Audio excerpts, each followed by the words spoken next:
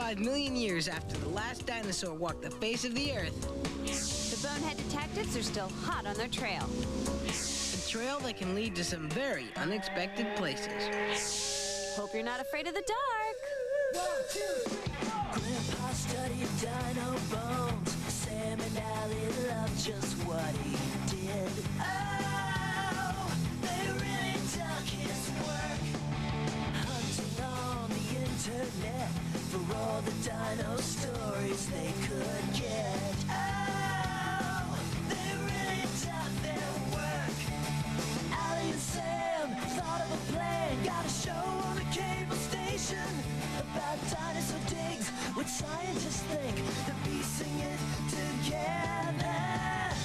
Bonehead, detectives of the Paleoworld. Bonehead, detectives of the Paleoworld.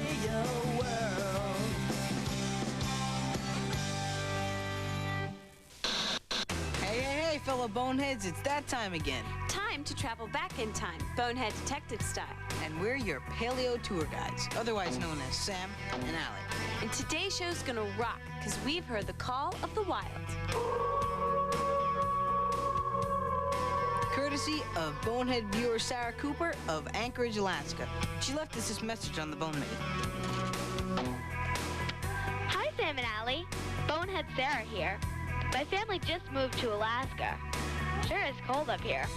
I've already met lots of other Bonehead detective kids like me. We're everywhere. But what about the dinosaurs? Did they live everywhere too? Couldn't have asked it better ourselves, Sarah. And when that happens, we know we have our question of the day. Where did the dinosaurs live? Well, we've got a lot of ground to cover, but where do we start? I've got an idea. How about we start in Wyoming? Sure. Wyoming was home to lots of dinos. Yep, it's also where we can find Dr. Bob Bacher. I told him about Sarah's question, and he said he'd give us some help. He told me to meet him out by the lake in the little town of Alcova. Why Alcova? Well, that's what I asked him. Check it out. Hi, Sam. What you up to? Well, I'm kind of wondering what we're doing out here. What are we doing here? We're here to talk about mud. Because my motto is, in lute veritas, and in Latin that means, in mud, there is truth. In mud there is truth? That's deep. But for Bob, it just means you can learn a lot about the dinos by just playing in the mud. Fossil mud, that is. This is an incredibly neat fossil.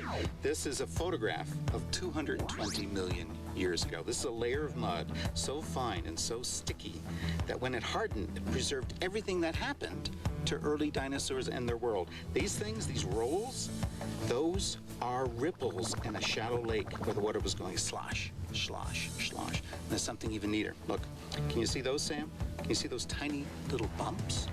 Those are bubbles.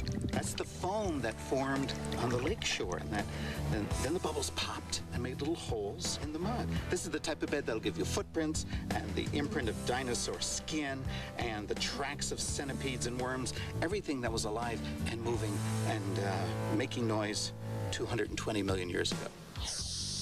And speaking of footprints, check out these mamas. Whoever left those sure had big feet. And dino detectives like this guy are hot on the trail. That's Martin Lockley, here in the canyonlands of eastern Utah, where some of the world's best dinosaur trackways are found. Trackways are just a bunch of footprints in a row. And for Martin, finding a good trackway lets him walk a mile in a dinosaur's shoes.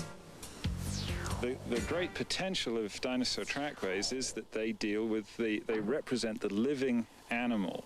They don't represent death and decay like bones and skeletons, dead creatures. They represent the animals moving, going about their daily life in their habitat, so we can understand all aspects of, or many aspects of, individual and social behavior from this, these sort of motion pictures almost that we have of the dinosaurs in action.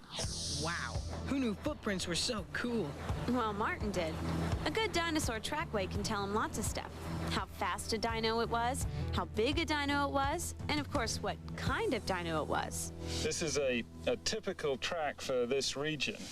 As you can see, we have 3 prominent digit impressions, and it's got sharp claws or claw marks on the end of each digit. This is typical of a carnivore track.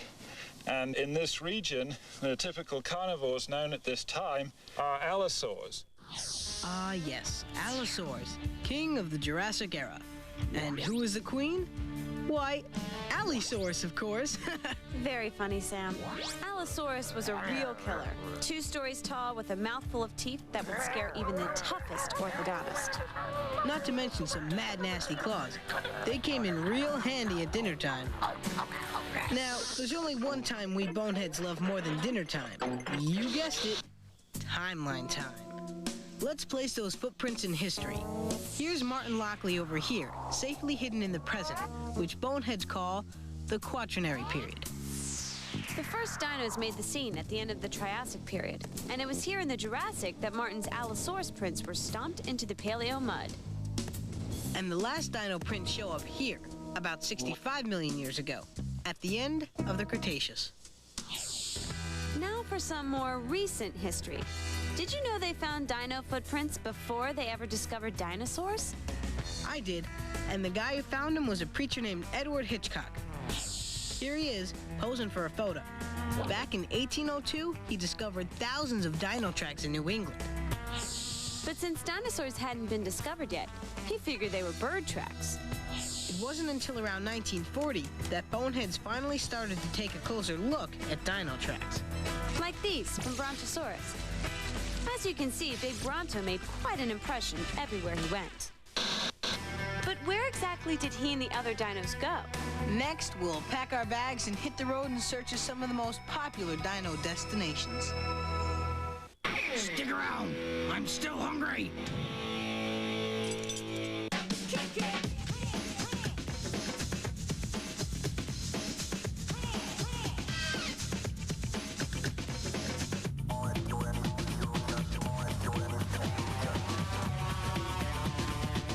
Why is America on America Online? America Online is the... That's right. We're back with more Bonehead Detectives on Discovery Kids. Cool. Okay, we're back on the case of how the dinosaurs traveled. And where they called home. Let's check back in with Dr. Bob Barker.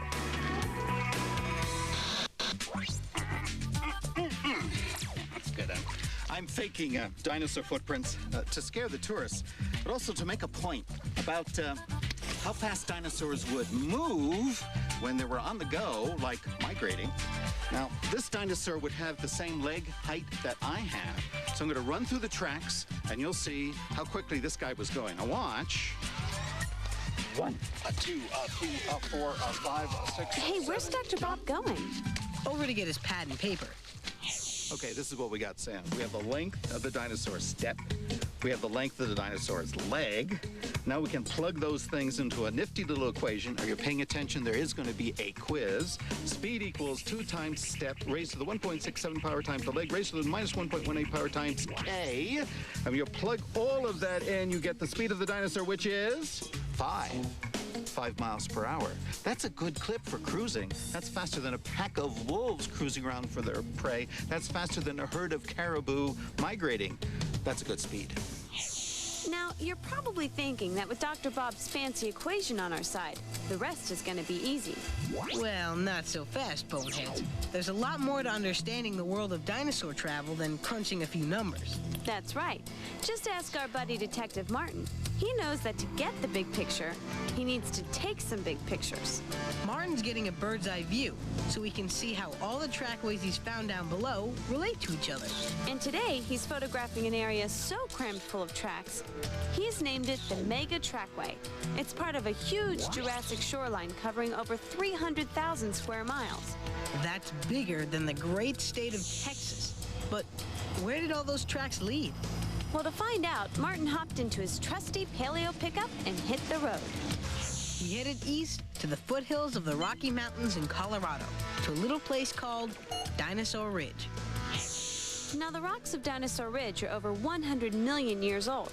And see those ripply things in the rock? They told Martin that this place used to be the seashore. And along the shore, he found tons of dinosaur footprints.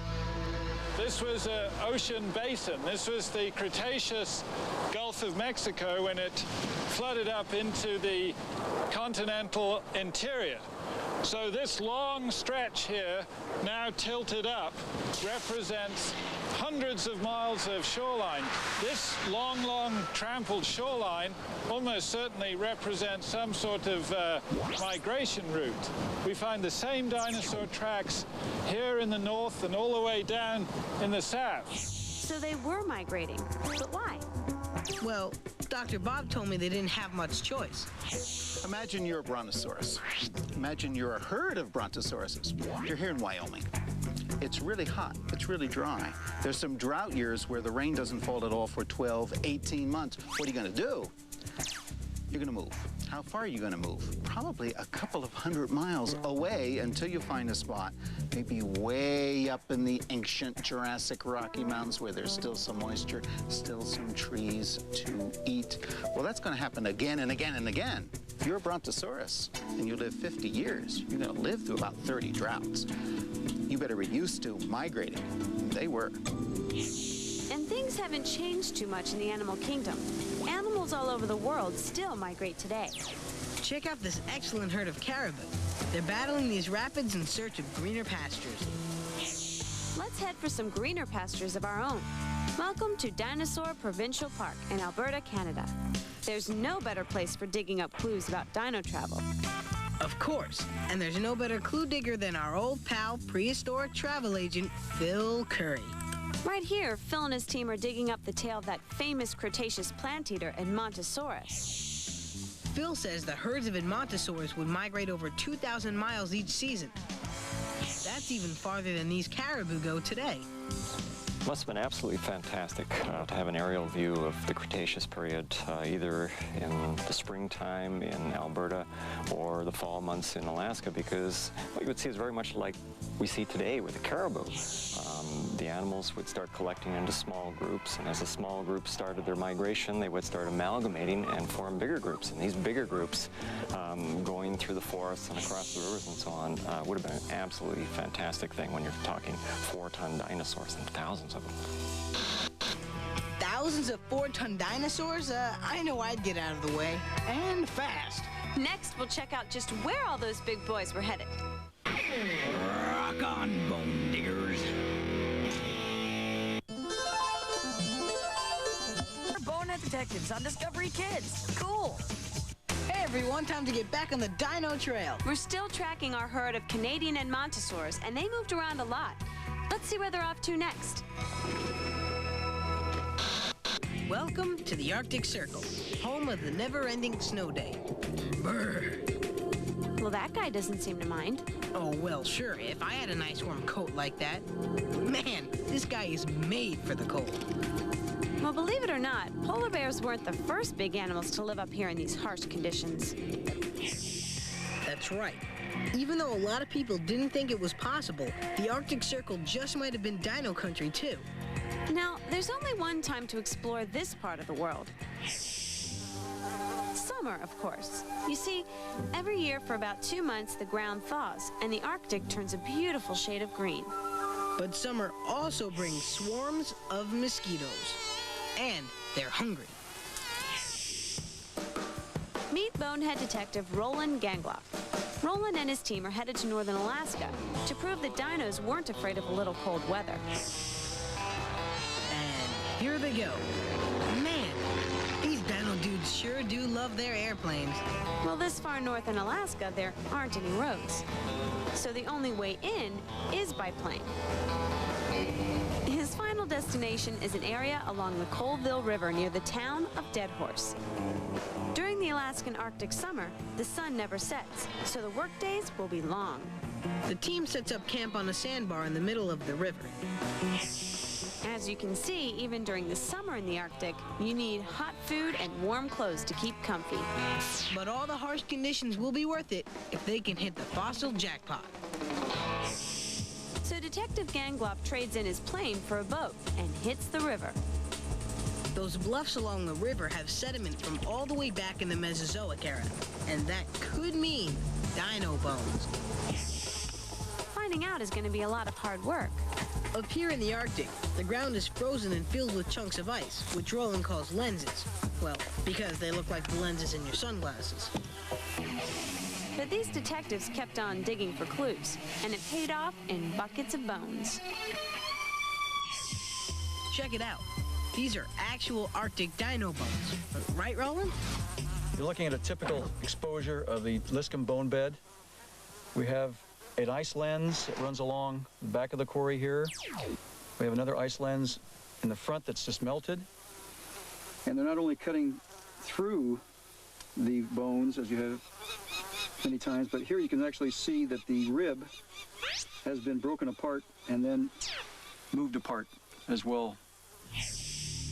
But what kind of dino was it? Roland's sharp eye recognized the bones.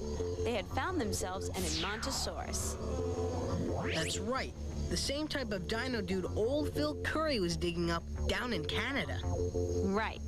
And that brings up the question, just how did Edmontosaurus get all the way up here? Looks like Phil's theory that they migrated back and forth between the Arctic and Canada is right on the money. Well, it's possible, but Polar Detective Gangloff doesn't see things that way. You see, Detective Roland found lots of baby duckbill bones up here. That means they were born up here, and they were too small to make a 2,000-mile hike. They had to stick around. The young could not travel anywhere near as fast as the adults. It's really demanding much too much energy and much too much expense, as we would say, the biologic expense when it comes to migration.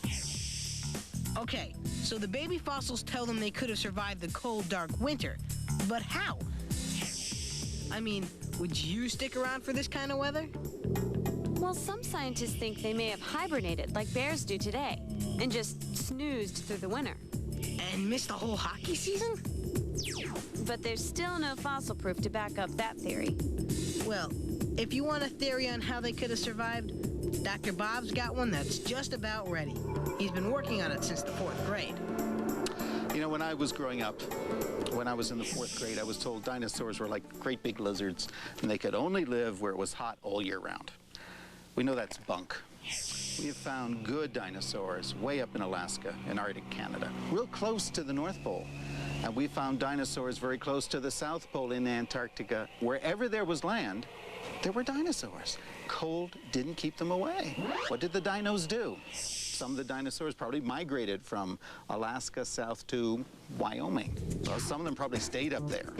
Imagine that you're a little dinosaur, not a brontosaurus, not a T-Rex. You weigh not much more than a chicken. You're running around chasing bugs. And you're living way up north in the Cretaceous, really close to the Arctic Circle.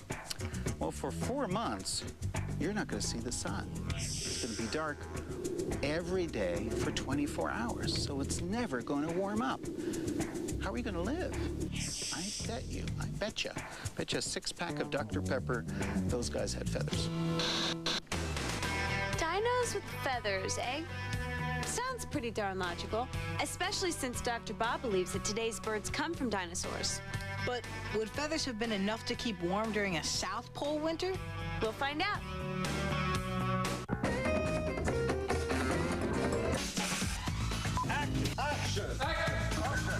It's action. It's adventure. It's Hollywood's hottest new flick coming at you. How do they do all that? Hold on to your popcorn. You're about to find out. So, if you think you can handle it, check out Mega Movie Magic's brand new season. It's next. Any last words? Yeah, it's right here on Discovery Kids. It's just for you.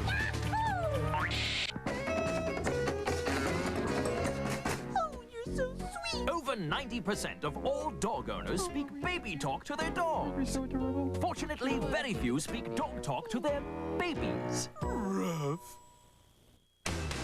All right, we're still following those wandering dinos, and now we're headed due south. All the way to the South Pole. That's where a tiny little dinosaur lived who wasn't afraid of anything. Not even the dark. Welcome to the South Pole. Hey, Wait a minute, that doesn't look like the South Pole. Where's the snow and all the penguins? That's because we're in Australia, but it used to be part of the South Pole. 110 million years ago, Australia was attached to Antarctica as part of the huge supercontinent called Gondwana. And this guy thinks that even though it was cold and dark, some dinos called it home sweet home. Okay. His name is Tom Rich, and he and his bone digging team have come here to visit a place that may give us some clues to the mystery of just where the dinos could survive. It's called Dinosaur Cove, and as you can see, it's not the easiest place to get to. But Tom is determined to get some answers, so look out below. Here he comes. Now, just like up at the North Pole, life on the South Pole during the dino days was a bit less harsh. Yep. During the summer, it was even kind of lush, green, and jungly. But winter, well, it was cold and dark. And scary. Too scary for the dinosaurs? Well, Detective Tom doesn't think so. He thinks that back in the Mesozoic, this land was dominated by dinos, and he's willing to go to extreme measures to prove it.